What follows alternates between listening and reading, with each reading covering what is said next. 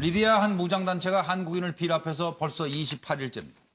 엠바고라는 거는 이제 보도 통제가 되는 거죠. 그래서 늦게 알려진 겁니다. 왜 엠바고를 했는지. 그리고 청와대 대변인의 문학적 논평이다. 논평이 문학적이다. 이래서 논란이 일고 있는 데 대한 여러분의 시각을 여쭤보겠습니다. 리비아 무장단체 한국인 한 명이 피랍됐습니다. 납치 28일째. 지난달 6일에 리비아 수도 인근에서 무장 세력에 의해 피랍됐고 대통령님 제발 도와주십시오. 내 조국은 한국입니다. 이런 동영상이 공개가 됐어요. 외교부는 이 영상 공개가 협상하겠다는 의미다.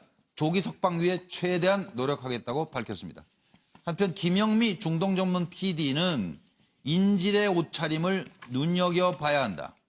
금전을 노린 무장 세력에 납치당한 듯하다라고 분석을 했습니다.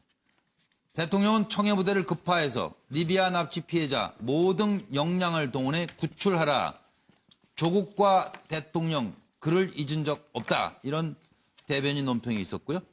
민주당은 정부 무사기관에 총력을 다해달라. 한국당 정부의 대처 역량이 매우 미흡하다. 바른미래당 정부는 납치된 국민 구출을 위해서 무엇을 했느냐? 이렇게 묻고 있습니다. 들어보시죠. My wife and my children too much headache every day regarding me. Too much have problem. Please, President, help us, please.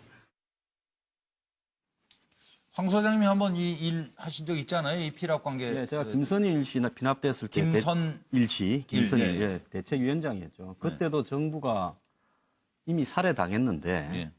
그것도 모르고 구출하겠다고 이렇게 사람을 보낸 어떤 실패가 있었죠. 네. 그래서 이제 지금 리비아 상황을 보면 토브룩 정부하고 그 트리폴리 정부 두 개가 갈라져 있는데 이제 거의 실패한 정부에서 가다피 이후에 거의 이제 나라를 만들어 가고 있어요. 그리고 IS가 리비아에서 완전히 격퇴됐습니다. 그래서 리비아에서 이제 저런 무장 세력은 동네 잡범들만 남아 있어요. 그렇기 때문에 저 세력이 뭐 강건한 무장 세력은 전혀 아닙니다. 그렇기 때문에 이 공개적으로 저 성격을 분석해서 대응을 해서 협상에 들어가는 것이 낫다라고 보고 있고요. 지금까지 인질을 살해 안 했으면 살해할 확률이 별로 없다 봅니다. 그럼 청와대는 이런 문제에 있어서요. 건조한 이 팩트로 그럼 청와대가 그동안 뭐 했냐라는 비판에 있는 그대로 한 노력을 설명하고요. 그렇게 하면 되지. 거기에 너무 감성 과잉으로 매사를 감성으로 해결하려고 하는 부분은 오히려 역효과가 난다. 이렇게 이야기를 하고 싶습니다. 정은갑 의원님.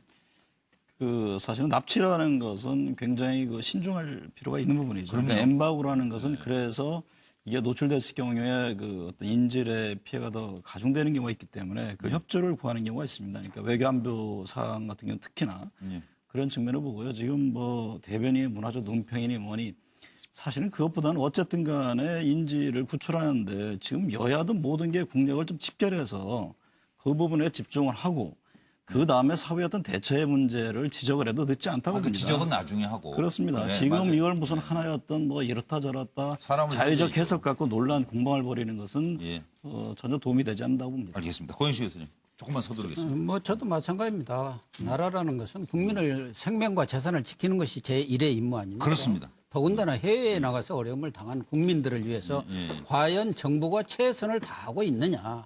여기에 대해서 상당수 국민들이 의구심을 갖고 있기 때문에 이런저런 얘기들이 나오고 있는 것이죠. 그런 점에 대해서 정부도 귀를 열고 들어야 합니다.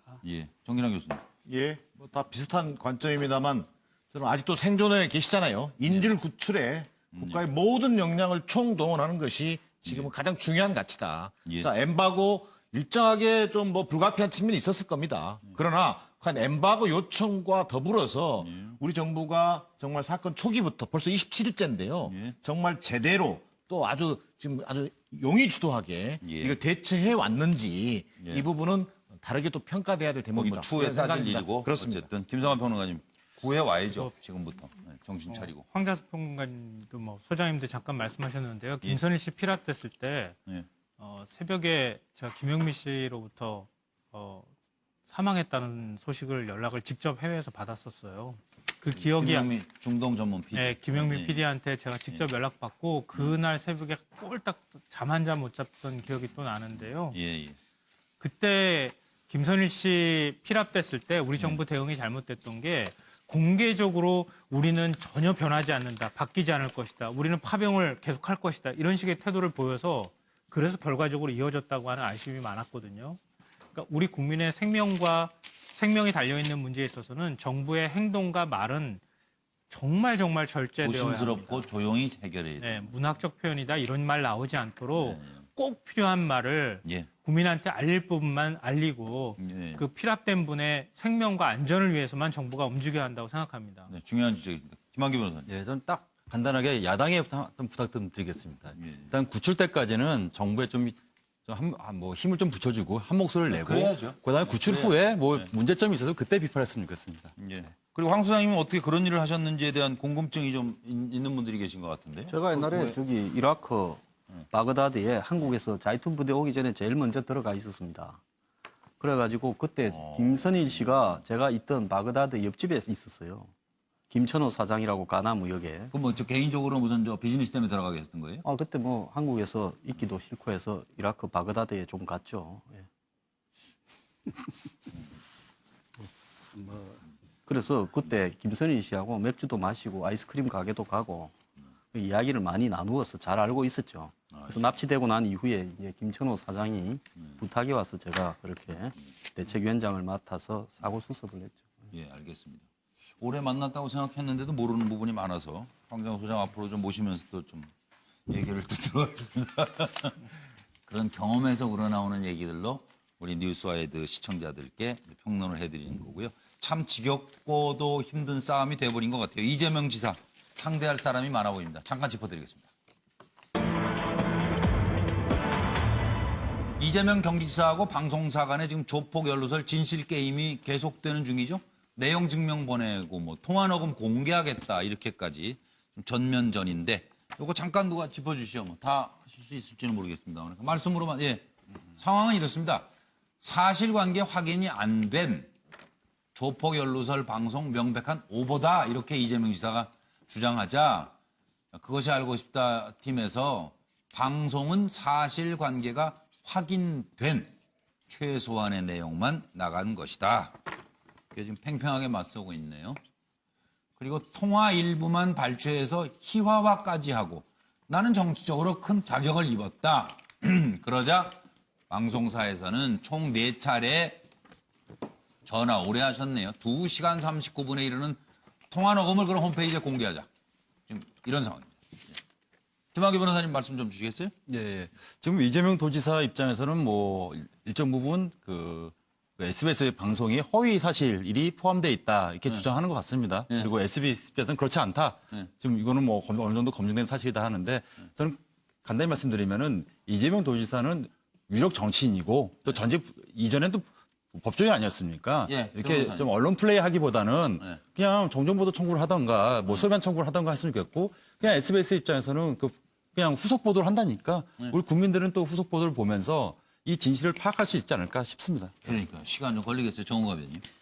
그러니까 이재명 지사 같은 경우는 그동안에 여러 가지 의혹들이 많이 제기가 됐죠. 그러니까 어떤 뭐 추론에 의한 건데 이제는 좀 뭔가 사실에 입각한 그런 논의 구조가 됐으면 하는 겁니다. 그러니까 지금 어쨌든 검경에서 수사를 하고 있고 이재명 지사도 법적인 문제가 나오면 자기가 책임지다는 입장을 내는 겁니다. 그 과정이 있기 때문에 예를 들면 이 지사는 어쨌든 SBS 보도에 대해서 여러 가지 문제 제기를 다시 했거든요. 근데 그 부분에 대한 답변을 하고 그리고 추가적인 뭔가 실질적인 게 있으면은 또 문제 제기를 한다든가 이런 어떤 논의 구조가 돼야지. 어쨌든 뭐 이재명 지사 입장에서는 뭐 도민들의 심판을 받았다. 그래서 됐다라는 입장을 가질 수도 있거든요. 그러니까 그것이 어떤 끊임없는 설과 추론에 대한 공방이 아니라 이제는 실질적인 증거에 입각한 그런 어떤 얘기, 그다음에 사법적 판단을 기다리는 이런 과정이 필요해 보인다고 봅니다. 10초씩. 국민들 짜증지수 지금 안 그래도 폭염 때문에 죽겠는데요. 그러니까 이 얘기가 점점 올라갈 수밖에 없어요. 예. 조폭 연루설 사실은 이게 찌라시 문건에서 시작된 거거든요. 검찰에서 오늘 입장을 내놨잖아요. 내사한 사실도 없고 사실관계 다르다. 이렇게 얘기 나왔으면 빨리 신속하게 수사해줘야죠. 그래서 빨리 이 해라. 문건의 출처부터 확인하고 이렇게 가는 게 맞겠다 이런 생각이 저도 마찬가지예요. 검찰, 경찰 뭐 하고 있는지 모르겠어요. 이런 문제 그렇게 어려운 수사입니까? 네. 아무리 저 실세라고 하지만 그렇게 질질 끌면 안 되죠. 김성환 변호사. 그냥 법적 대응하고요. 그냥 2차 보도 해요. 그냥 후속 보도하면 깔끔하잖아요. 뭘 이렇게 네, 서로 애들로 시원하게 해보세요. 그러면 이 말씀인 것 같아요. 수고들 많으셨습니다. 이제 김주아 앵커의 MBN 뉴스팔로 이어드리겠습니다. 고맙습니다.